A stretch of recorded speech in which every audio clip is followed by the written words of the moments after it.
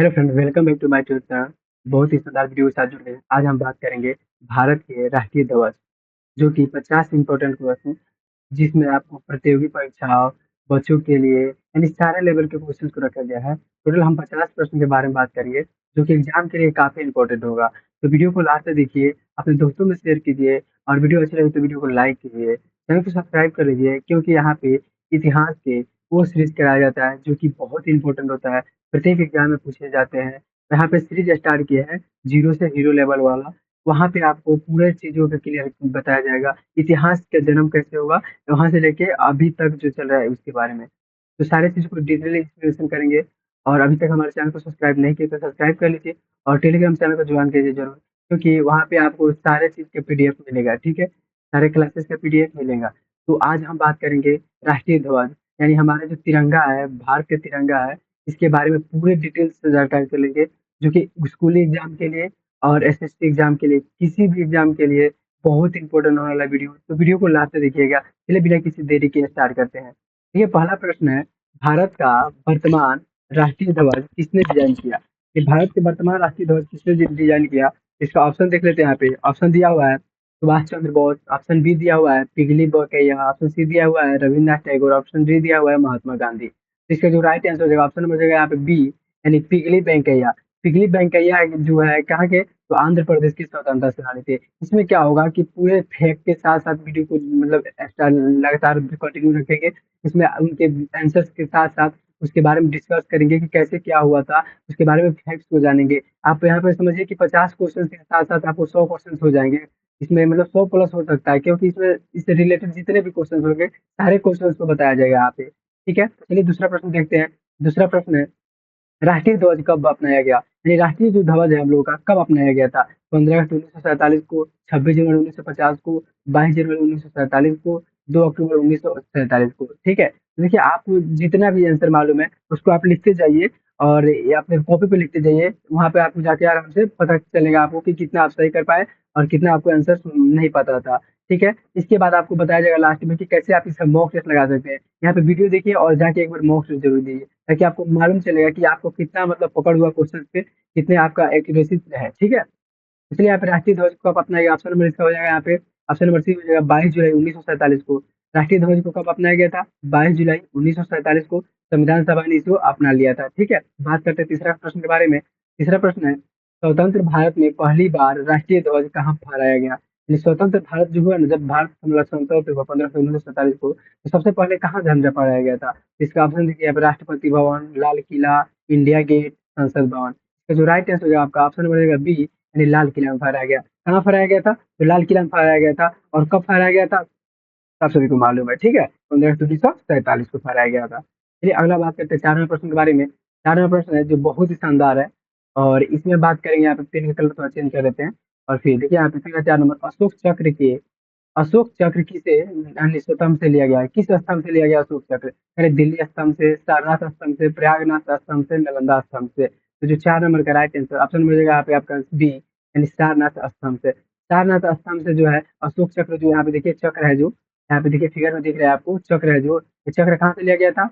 तो सारनाथ स्तंभ से लिया गया है। ठीक है, तो बिल्कुल ध्यान रखिएगा, इसमें फैक्ट आपको बताते चला जाएगा। ठीक है, और ये बहुत इंपॉर्टेंट है, क्योंकि हम देखिए भारत में रहते हैं, और भारत के अपने तिरंगे जो हर प्रत्येक साल में 2 बार फहराते हैं इसको, साल में 2 बार इसका मतलब करते हैं। तो फिर इसके बारे में जानकारी नहीं रहेगा तो फिर दिक्कत वाली बात है। ठीक है, चलिए अगला बात करते हैं 6वें प्रश्न के बारे में। 6वां प्रश्न क्या कह रहा है? कह रहा है कि ध्वज अपनाने का निर्णय किसने लिया था? यानी ध्वज ध्वज जो अपनाने का निर्णय किसने लिया था? किसने कहा था कि हमारा तिरंगा रहेगा? प्रधानमंत्री कार्यालय, संविधान सभा, राष्ट्रपति, गवर्नर जनरल। इसका जो राइट आंसर ऑप्शन नंबर रहेगा आपका बी, यानी संविधान सभा। ठीक है, संविधान सभा क्या हुआ था कि संविधान सभा द्वारा यहाँ पे लिया गया था क्या, तो उनको बात बताया गया था कि हम लोग क्या अपनाएंगे जी, तो अपना ध्वज अपनाएंगे। ठीक है, यानी उसके लिए निर्णय लिया गया था संविधान सभा द्वारा। बात करते हैं 7वें प्रश्न के बारे में। कह रहा है क्या, तिरंगे का अनुपात होता है? तिरंगे का जो अनुपात होता है, देखिए यहाँ पर जो हमारा तिरंगा होता है, इसे बना रहे हैं हम थोड़ा, ऐसे जो तिरंगा होता है इसका अनुपात कितना होता है? ठीक है, तो अनुपात देखिए यहाँ पे कह रहा है 2:3, यहाँ पे कह रहा है 3:2, 4:3, 5:3। तो जो 7 नंबर का राइट आंसर ऑप्शन हो जाएगा यहाँ पे ए, यानी 3:2। यानी इसका लंबाई जो है कितना है जी, लंबाई इसका जो है यहाँ पे तीन तीन अनुपात है, और इस चौड़ाई कितना है इसका, तो 2:2, यानी 3:2 इसका चौड़ाई और लंबाई जोड़ा गया। ठीक है, ध्यान रखिएगा यहाँ पे लंबाई 3 और चौड़ाई 2। ठीक है, अगला बात करते हैं 8वें प्रश्न के बारे में। कह रहा है क्या, तिरंगे में सबसे ऊपर कौन सा रंग होता है। तिरंगे में सबसे ऊपर कौन सा रंग होता है, सफेद, हरा, केसरिया, नीला। आप सभी को मालूम है, यहाँ पे देख भी सकते हैं फिगर के साथ कि यहाँ पे सबसे ऊपर कौन है, तो यहाँ पे केसरिया। तो ऑप्शन नंबर हो जाएगा इसका, ऑप्शन नंबर सी हो जाएगा। यानी केसरिया रंग जो है, जो तिरंगे में सबसे ऊपर रहता है। फिर 2 नंबर में क्या रहता है, सफेद रहता है, और 3 नंबर में रहता है हरा रहता है। ठीक है, आगे बात करते हैं। आप एक 9 नंबर प्रश्न, हरे रंग का अर्थ क्या होता है।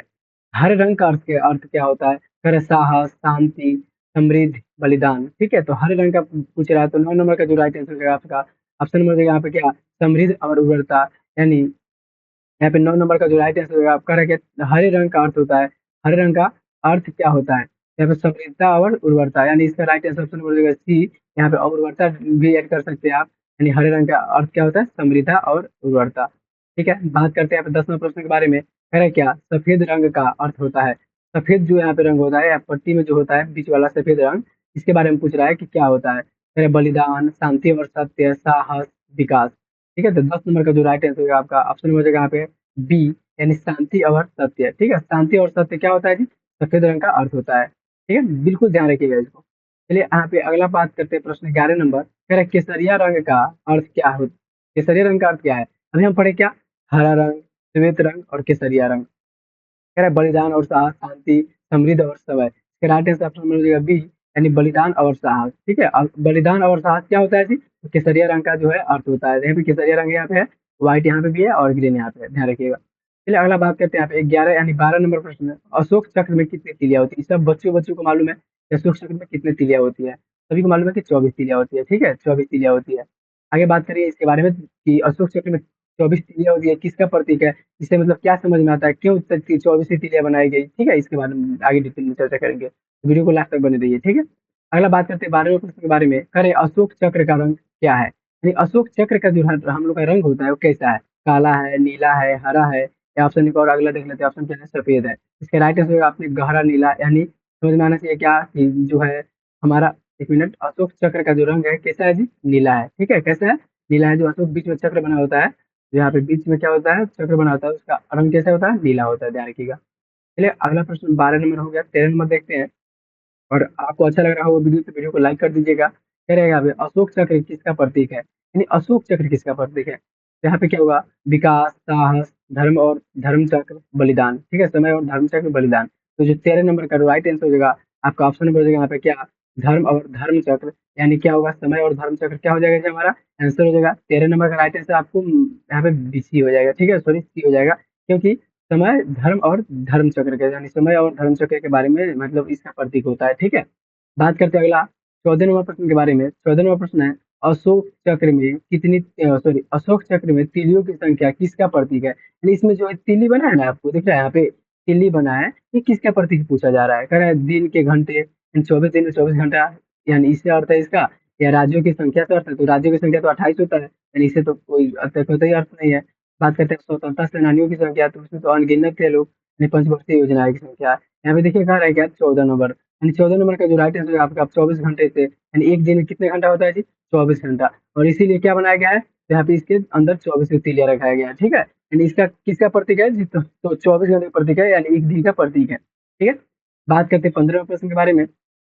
15 नंबर प्रश्न है, अशोक चक्र किस पट्टी में रहती है, यानी किस पट्टी में रहता है, श्वेत, ग्रीन या तीनों। तो यहाँ पे देखिए क्या रहा है, हरी पट्टी में, केसरिया पट्टी में, सफेद पट्टी में, किनारे पर। तो यहाँ पे 15 नंबर का जो राइट आंसर हो जाएगा, ऑप्शन नंबर हो जाएगा यहाँ पे क्या, तो श्वेत पट्टी के बीच में रहता है। कहाँ पे रहता है, श्वेत पट्टी के बीच में, यानी जो बीच में होता है इसके, जो यहाँ पे चक्र होता है कहाँ होता है, बीच में होता है। बात करते हैं 16 नंबर प्रश्न के बारे में। कह रहा है क्या, राष्ट्रीय ध्वज को रात में कब फहराया जाता है, यानी रात में कब फहराया जाता है, यानी किस स्थिति में रात में फहराया जाता है। कह रहा है किसी समय, सॉरी, राष्ट्रीय ध्वज को रात में कब फहराया जाता है, किसी भी समय, उचित प्रकाश में, त्योहारों पर, अनुमति मिलने पर। ठीक है, तो यानी इसका जो 16 नंबर का right answer option number B, यानी क्या हो जाएगा जी, तो उचित समय, उचित प्रकाश के साथ, यानी रात में। देखिए यहाँ पे क्या हुआ था कि 2002 में जब नियम आया था ना, 2002 का जो नियम है, उसमें बताया गया है आपको, आप मतलब संविधान में लिखा गया है, संविधान से अधिकार को दिया गया है कि कोई भी व्यक्ति कभी भी झंडा फहरा सकता है, झंडा मतलब फहराया जा सकता है, लेकिन वहाँ पे क्या होना चाहिए, उचित प्रकाश व्यवस्था होनी चाहिए, यानी झंडा को क्या रात में भी फहराया जा सकता है, लेकिन उचित प्रकाश की व्यवस्था होना चाहिए, यानी वहाँ पे लगेगा ऐसे महसूस हो कि दिन हुआ है, ठीक है। बात करते हैं अब 17वें प्रश्न के बारे में, कह रहा है क्या राष्ट्रीय ध्वज किस कपड़े से बना होता है, यानी राष्ट्रीय ध्वज किस कपड़े से बनाना चाहिए, बना होना चाहिए, तो किस कपड़े से जी, तो silk, nylon, khadi, polyester. Right answer option हो जाएगा आपने सी, यानी खादी कपड़े से। किस कपड़े से, तो खादी कपड़े से, ठीक है। ये बताएंगे अभी आपको, अगले अगले मतलब आगे बताएंगे कैसे, मतलब इसका क्यों रीजन क्या है कि खाकी से नहीं बनता है कि तिरंगा, ठीक है। इसके लिए वीडियो में लास्ट तक बने रहिए। बात करते हैं 18वें प्रश्न के बारे में, कह रहा है राष्ट्रीय ध्वज का निर्माण, क्या कर रहा है, राष्ट्रीय ध्वज का निर्माण भारत में कहाँ होता है।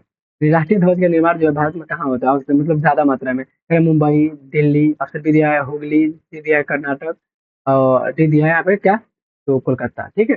ये कह रहा है कि हाँ इसमें सबसे ज्यादा जो हम लोग है कपड़ा का जो है राष्ट्रीय ध्वज का निर्माण कहाँ होता है, तो हुगली और कर्नाटक में होता है, यानी हुगली कर्नाटक। इसका ऑप्शन नंबर हो जाएगा क्या आपका, ऑप्शन नंबर हो जाएगा सी, ठीक है।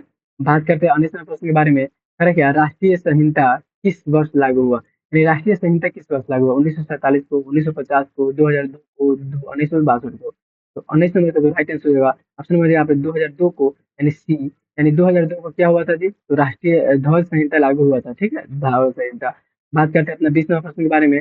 20वां प्रश्न है, एक मिनट, 20वां प्रश्न है, ध्वज को जमीन पर रखने का अर्थ है, ध्वज को जो है ध्वज जो है हमारा जो तिरंगा होता है, और उसको जमीन पर रखते हैं तो उसका अर्थ क्या होता है, सम्मान, अपमान, कोई फर्क नहीं, स्वतंत्रता।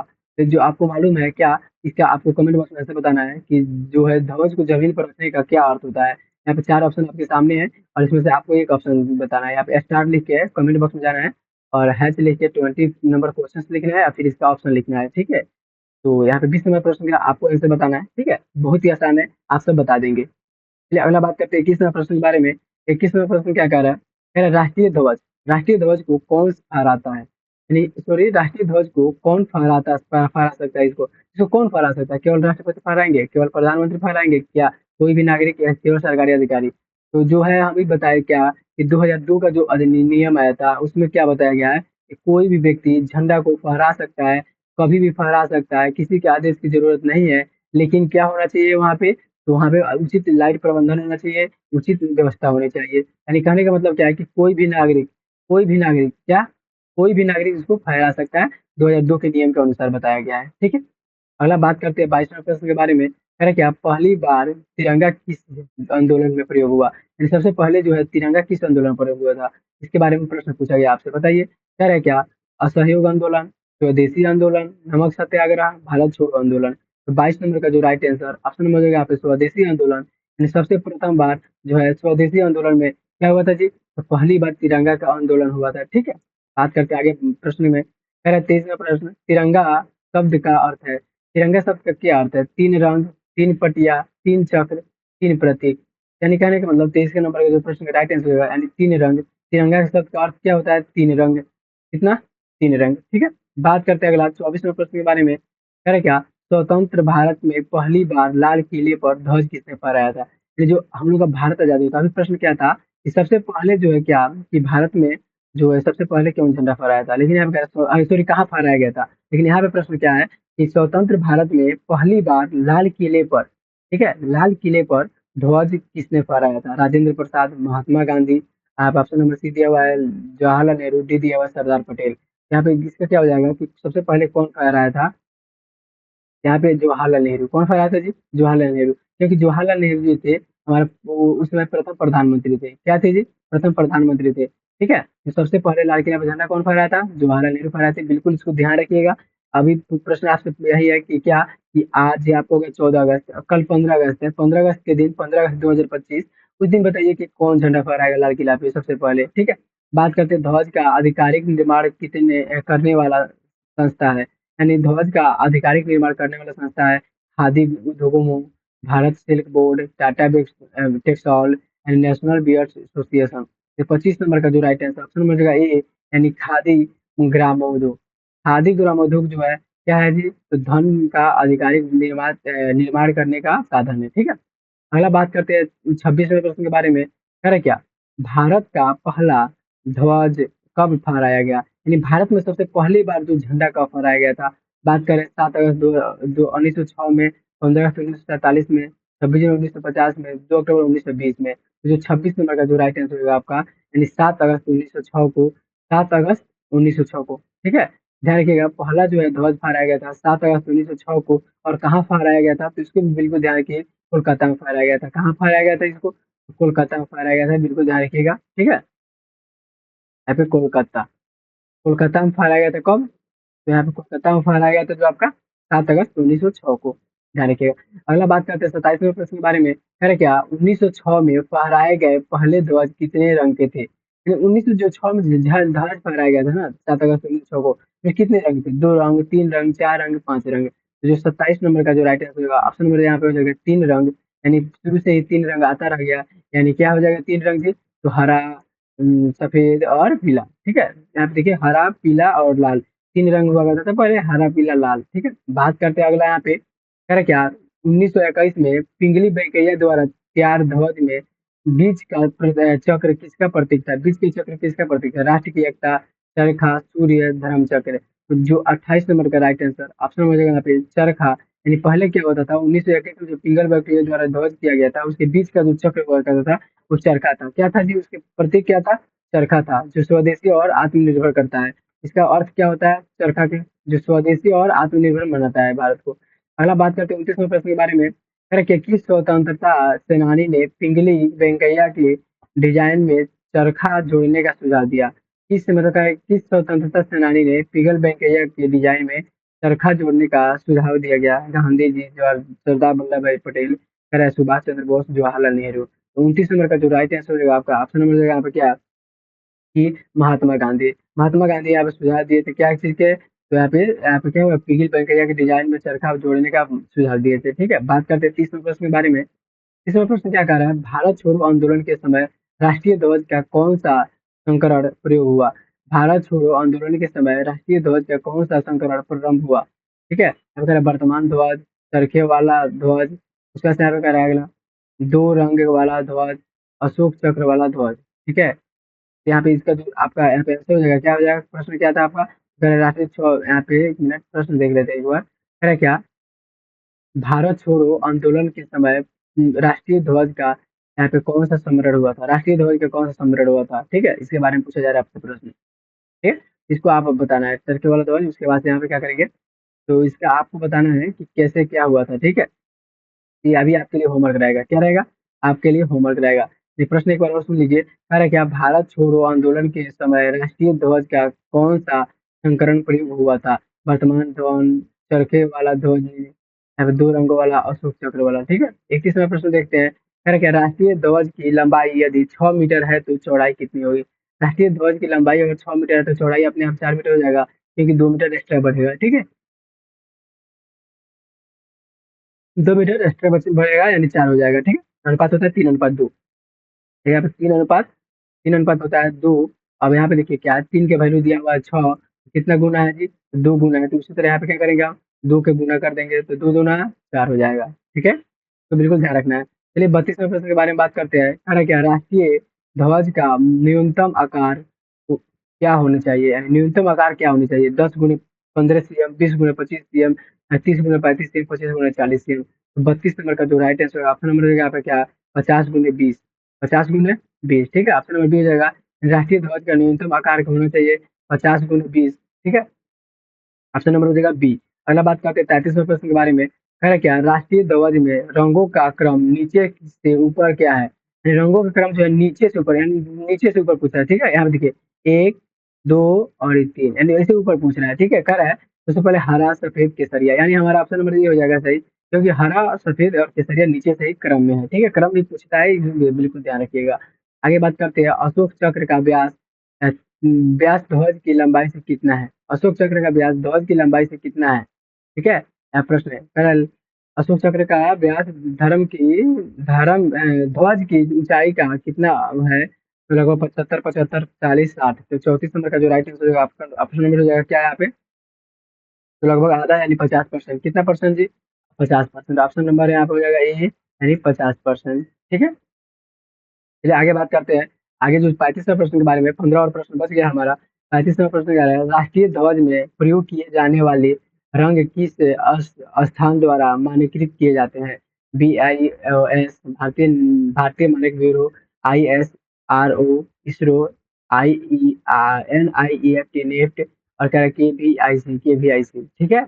इसको आपको बिल्कुल ध्यान रखना है कि राष्ट्रीय ध्वज में प्रयोग की जाने वाले रंग किस संस्था मानकीकृत है। यहाँ पे कह रहा है के वी आई सी यानी क्या है भारत मानक ब्यूरो। इसके राइट आंसर ऑप्शन हो जाएगा ए, यानी भारतीय मानक ब्यूरो, यानी BIS। बात करते हैं 36वां प्रश्न के बारे में। कह रहा है क्या 2002 में ध्वज संहिता में क्या परिवर्तन हुआ। यानी 2002 में ध्वज संहिता में क्या परिवर्तन हुआ।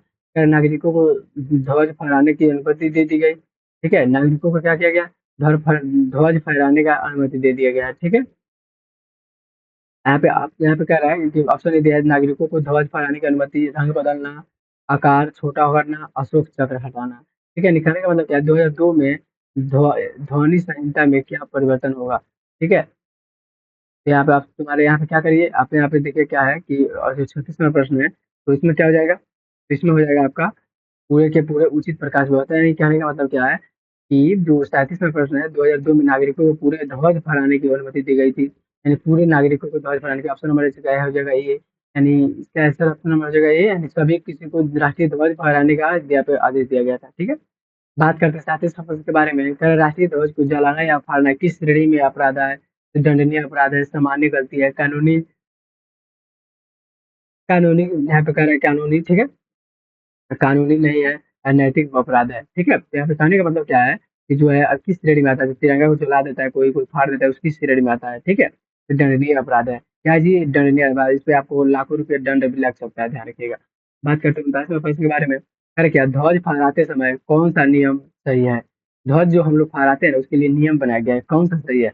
अरे क्या ध्वज हमेशा ऊंचे पर होना चाहिए, ध्वज को उल्टा फहराया जा सकता है, ध्वज को जमीन पर न रखे, या फिर ध्वज को सजावट के लिए काट सकते हैं, ठीक है। ध्वज को सजावट के लिए काट सकते हैं, यानी का इसका मतलब क्या है कि ध्वज जो है हमारा, ठीक है, ध्वज, यहाँ पे क्या हुआ कि ध्वज जो हमारा है ना, उसके बारे में बताया गया है, यानी ध्वज हमेशा ऊंचाई लंबा फहराना चाहिए, यानी सबसे अधिक ऊंचाई पे क्या करना चाहिए जी हम लोग को, ध्वज को फहराना चाहिए, ठीक है। ऑप्शन नंबर यहाँ पे 39 हो जाएगा, ठीक। बात करते हैं 40वें प्रश्न के बारे में। कह रहा है कि किसी भी पहनाव, ठीक है, किसी भी पहाड़ पर ध्वज लगाने का अधिकार किसे है। ध्वज लगाने का अधिकार किसे है, किसी को भी, केवल बच्चे पर अधिकारियों को, छात्रों को, सैनिकों को, ठीक है। यहाँ पे राष्ट्रीय ध्वज का निर्माण, ठीक है, राष्ट्रीय ध्वज का निर्माण केवल किस राज्य में हुआ है, किस राज्य में हुआ है। अगर महाराष्ट्र, कर्नाटक, तमिलनाडु, गुजरात। बात करते हैं अब किसी भी वाहन पर ध्वनियों का लगना अधिक किससे होता है, किसी को भी, केवल उच्च पदाधिकारियों के लिए, छात्रों के लिए, सैनिक के लिए। तो 40 नंबर का जो राइट आंसर होगा आपने ऑप्शन हो जाएगा कि आप केवल विशेष उच्च पदाधिकारियों के लिए, ठीक है, केवल बीच उच्च अधिकारी के लिए। 40 नंबर का ऑप्शन नंबर बी हो जाएगा। राष्ट्रीय ध्वज का निर्माण केवल किस शब्द में हुआ, किस राज्य में हुआ, सॉरी, किस राज्य में हुआ। तो कह रहा है क्या है, महाराष्ट्र, कर्नाटक, तमिलनाडु, गुजरात। यहाँ पे इसका मतलब, कहने का मतलब क्या है कि राष्ट्रीय ध्वज का निर्माण केवल किस राज्य में होता है, यानी केवल किस राज्य में होता है, किस राज्य में होता है, ठीक है। किस राज्य में होता है, तो कर्नाटक और हुबली। कर्नाटक यहाँ पे दिया हुआ है ऑप्शन, ऑप्शन में टिक करेंगे। हुबली दिया होता है तो हुबली करते हैं, ठीक है, बिल्कुल ध्यान रखिएगा इस बात को। यहाँ पे क्या करें, 42वां प्रश्न, खादी प्रोगो प्रोमोधोग, खादी प्रोमोधोग का, ठीक है, खादी प्रोमोधोग को राष्ट्रीय ध्वज बनाने का विशेष अधिकार कब मिलता है। 1947 को, 1950 को मिला था, यानी खादी ग्रामोद्योग, ठीक है। 1950, 1947 और 1955, 1900 यहाँ पे 62, ठीक है, 1962। इसका राइट आंसर ऑप्शन होगा सी, यानी 1955 को, ठीक है। कब हुआ था, तो 1955 को हुआ था, ध्यान रखिएगा। यानी वाहनों पर लगाने का अधिकार है, ठीक है। कह रहे अगला पॉइंट जो क्या है कि, यहाँ पे अगला पॉइंट हम लोग का प्रश्न है, तो किस रंग का प्रयोग ध्वज में सबसे ऊपर होता है। किस रंग का प्रयोग सब ध्वज में सबसे ऊपर होता है। तो यानी केसरिया होता है, फिर ग्रीन होता है, और सॉरी फिर सफेद होता है, और फिर ग्रीन होता है, यानी यही चार कलर है, ठीक है, ध्यान रखिएगा बिल्कुल। तो कह रहा है किस रंग का प्रयोग ध्वनि में ऊपर, मतलब सबसे ऊपर होती है। हरा, सफेद, केसरिया, नीला। इसके राइट आंसर ऑप्शन हो जाएगा सी, यानी केसरिया, ठीक है। केसरिया रंग जो है यहाँ पे क्या होता है, सबसे ऊपर होता है। अब देखिए केसरिया रंग इसको बोलते हैं, यहाँ पे देख लीजिए फिगर में। आगे बात करते हैं 44वें प्रश्न के बारे में। कह रहे क्या, तिरंगा, तिरंगा शब्द का कोई पहली बार कब हुआ, सॉरी, तिरंगा शब्द का प्रयोग पहली बार कब हुआ? 1906 में, 1921 में, 1931 में, 1947 में। तो जो 44 नंबर का जो राइट आंसर होगा, ऑप्शन नंबर क्या हो जाएगा यहाँ पे? ऑप्शन नंबर 31 यानी ऑप्शन नंबर क्या हो जाएगा? सी यानी 1931 में तिरंगा शब्द का प्रयोग पहली बार करके यहाँ पे 1931 ईस्वी में चल बसे। ठीक है, बात करते हैं अगले 45वें प्रश्न के बारे में। है क्या 1931 के मध्य में चरखे के साथ पर क्या पढ़ पाएगा? ठीक है, यानी कह रहा है 1931 में 31 के ध्वज में चरखे के स्थान पर क्या जोड़ा गया था? अशोक चक्र, सूर्य, चंद्रमा, त्रिशूल। यानी 45 नंबर का जो राइट आंसर होगा आप ऑप्शन नंबर देगा अशोक चक्र, यानी क्या ए। ऑप्शन नंबर ए, 45 का ऑप्शन नंबर हो जाएगा ए। ठीक है, 45 का ऑप्शन नंबर ए। बात करते हैं अगला, ध्वनि, ठीक है सॉरी, ध्वज का आविष्कार उपयोगी उपयोगी किस अधिनियम से वर्णित है?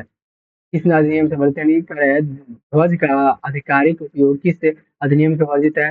ध्वजी संहिता 2002, ध्वनि अधिनियम 1947, भारतीय संविधान धारा 52, भारतीय प्रतीक अभियान यानी 1950। ठीक है, तो इसका जो राइट आंसर ऑप्शन बनेगा ए, यानी क्या कह रहा है कि ध्वज संहिता 2002 में लागू हुआ था। ठीक है, 2002 में लागू हुआ था, ध्यान रखिएगा। आगे 47वें प्रश्न के बारे में कह रहा है क्या, लिखा है किस दिन पूरे भारत में सबसे पहले अधिक यानी सबसे अधिक क्या है जो है क्या हुआ ध्वज फहराए जाते हैं? यानी कह रहा है किस दिन पूरे भारत में सबसे अधिक ध्वज फहराए जाते हैं?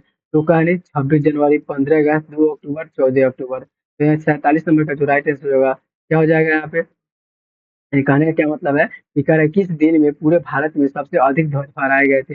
सबसे अधिक ध्वज जो फहराया गया था कौन था, यहाँ पे दिया हुआ है। ठीक है, इसको यहाँ पे इसको आपको कमेंट बॉक्स में से बताना है। 26 जनवरी, 1917 जनवरी, यानी सबसे अधिक बार कब फहराया गया था? 26 जनवरी यानी 1917। यानी इसके बाद क्या करेंगे हम यहाँ पे ऑप्शन नंबर बी लगाएंगे। कहीं 15 अगस्त जो है 1947 से हम लोग क्या करते आ रहे हैं जी, झंडा तोलन करते आ रहे हैं, झंडा फहराते आ रहे हैं। ठीक है, तो ध्यान रखिएगा यहाँ पे 15 साल, सॉरी 15। ठीक है, ध्यान रखिएगा 15 अगस्त। तो फिर अगला 48वां प्रश्न है, राष्ट्रीय ध्वज में नीले रंग का प्रतीक किससे किससे लिया गया है? आकाश से, समुद्र से, उसके बाद यहाँ पे क्या कहेगा धर्म चक्र से, जल से। तो नीला जो होता है जल होता है। ठीक है, नीला क्या होता है जी? तो जल होता है, यानी जल से लिया गया। सॉरी, यहाँ पे क्या है राष्ट्रीय ध्वज को नीले रंग का प्रतीक किस लिए लिया गया है? किस लिए लिया गया है? प्रश्न एक बार और पढ़ते हैं। किसके लिए लिया गया है? तो क्या हो जाएगा इसका आंसर? तो इसका भी आंसर हो जाएगा क्या, यानी कहने का मतलब क्या है 49 नंबर का जो राइट आंसर यहाँ पे धर्म चक्र हो जाएगा। क्या हो जाएगा जी? 48 नंबर का धर्म चक्र ऑप्शन नंबर हो जाएगा सी। बात करते हैं 49वें प्रश्न के बारे में। ध्वज को आधा झुकाना किसका प्रतीक है? विजय का, सुकूत का, यहाँ पे उत्सव का, यहाँ पे सम्मान का।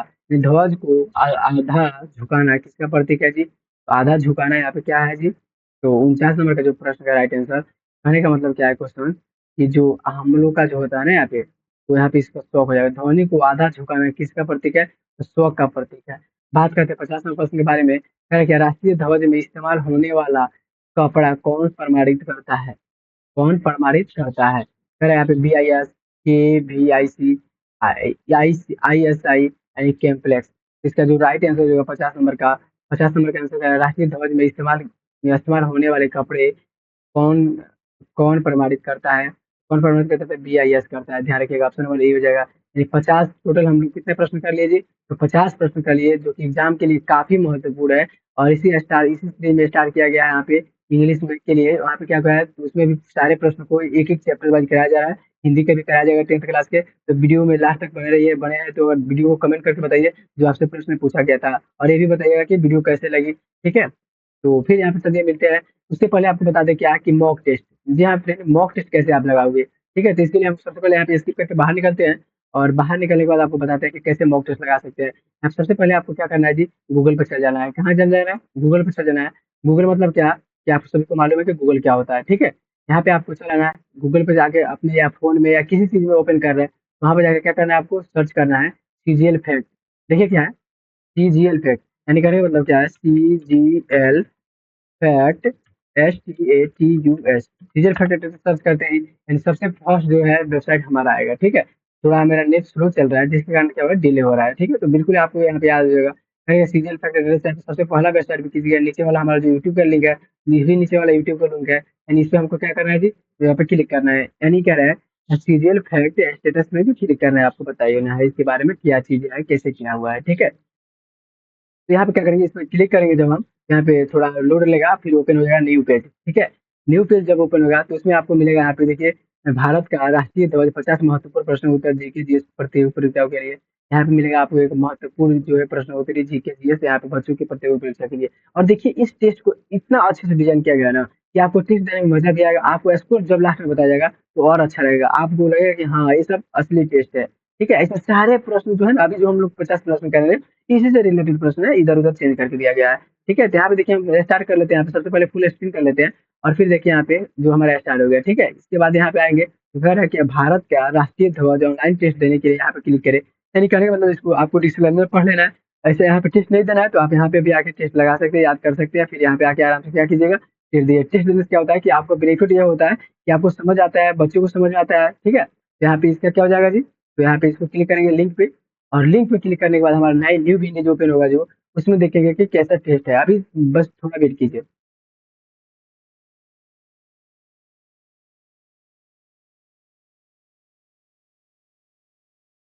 देखिए यहाँ पे ओपन हो गया हमारा, अगला नेक्स्ट जो है अपना नेक्स्ट साइड ओपन हो गया। तो नेक्स्ट साइड में क्या है कि यहाँ पे सबसे पहले आप लोग पढ़ लीजिए परिचय, राष्ट्रीय ध्वज और गौरव का परिचय बता रहा है। फिर यहाँ पे कह रहा है ऑनलाइन जो है भारत का राष्ट्रीय ध्वज ऑनलाइन टेस्ट देने के लिए यहाँ पे क्लिक करना है हम लोग को। क्लिक करने के बाद क्या करना है कि थोड़ा डिले चल रहा है मेरा, फिर ओपन होगा नया टैब। ठीक है, तो नया टैब ओपन होगा तो उसमें आपको पूछा जाएगा यहाँ पे आपका नेम, ईमेल आईडी, यानी कितना परसेंटेज चाहिए, कितना समय में आप किसी उस क्वेश्चन को डील कर सकते हैं, उस क्वेश्चन को सॉल्व कर सकते हैं, इसके बारे में भी बताया जाएगा यहाँ पे। यहाँ पे थोड़ा इसको हम कॉट करके फिर एक बार ट्राई कर लेते हैं क्योंकि थोड़ा स्लो चला है। देखिए यहाँ पे स्टार्ट हो गया, हमारा जो टेस्ट है स्टार्ट हो गया। भारत का राष्ट्रीय ध्वज 50 महत्वपूर्ण प्रश्न, यहाँ पे इंडिया का जो फ्लैग भी आपने दिख रहा है। यहाँ पे देखिए क्या करना है कि आपको 3 अंक मिलेगा सही उत्तर पे, 1 अंक मिलेगा गलत उत्तर पे, यानी प्रतिशत में बताया जाएगा आपको, तुरंत यहाँ पे मिल जाएगा। यहाँ पे सब्सक्राइब कर लीजिएगा आप। ठीक है, बात करते हैं यहाँ पे अगला क्या कह रहा है, टेस्ट शुरू करें। यहाँ पे देखिए डेमो से डाटा भर देंगे तो हो जाएगा, नहीं तो आपको अपने से भरना है। यहाँ पे नाम भरना है, तो जैसे मैं अपना नाम डाल देता हूँ यहाँ पे। ठीक है, नाम डाल दिया, उसके बाद से यहाँ पे ईमेल आईडी अपना एक कैसे भी डाल देना है। और यहाँ पे अपना समय बता देना है कि कितना समय, आप हम 15 सेकंड में दे सकते हैं, जैसे अपना परसेंट में बताना है कितना परसेंट होना चाहिए। डेमो हम भर के यहाँ पे चेक कर रहे हैं, शुरू टेस्ट करें। फिर यहाँ पे देखिए प्रश्न बहुत ही शानदार तरीके से आया है, कह रहे भारत का वर्तमान राष्ट्रीय ध्वज किसने डिजाइन किया था। अब देखिए प्रश्न बहुत ही आसान है और थोड़ा चेंजेस है, कह रहे पिंगी वेंकैया, इसका ऑप्शन लगा दिया। अब देखिए कितना अच्छा हाईलाइट हो रहा है यहाँ पे, राष्ट्रीय ध्वज को कब अपनाया गया था, यहाँ पे लगा दे रहे हैं, वैसे भी कुछ भी लगा दे रहा है। फिर यहाँ पे लगा दिए, उसके बाद से यहाँ पे लगा दिए, उसके बाद से क्या किया, यहाँ पे लगा दिए, उसके बाद से यहाँ पे लगा दिए। ठीक है, इसको लगाते गए आराम से हम, टिक लगाते पूरा लगा के जब यहाँ पे हम 50 प्रश्न को टोटल कर लेंगे तो आपको यहाँ पे मिलेगा सबमिट बटन। ठीक है, यहाँ पे आपको सबमिट सबमिट कीजिए और आपको बताया जाएगा कि कितना आप यहाँ पे देखिए क्या है कि मेरा स्कोर है कि 150 जो है 150 नंबर, यानी एक क्या कितना प्रश्न का 85 प्रश्न था, एक प्रश्न 3 नंबर का था, 150 नंबर जो है वैसे 2 नंबर ही आया मुझे मिला है, यानी 1.33% रिजल्ट बना है मेरा। उसके बाद से कह रहे हैं हम स्थिति क्या है जी, हम फेल है। ठीक है, इसमें तो इसको बिल्कुल आप अच्छे से दे सकते हैं बहुत ही शानदार तरीके से। तो वीडियो अगर अच्छी लगी तो वीडियो को लाइक कीजिए और टेस्ट को जरूर दीजिए एक बार, बहुत ही शानदार मौका है। तो चलिए वीडियो को यहीं पे एंड करते हैं, मिलते हैं अगले वीडियो में, तब तक के लिए धन्यवाद।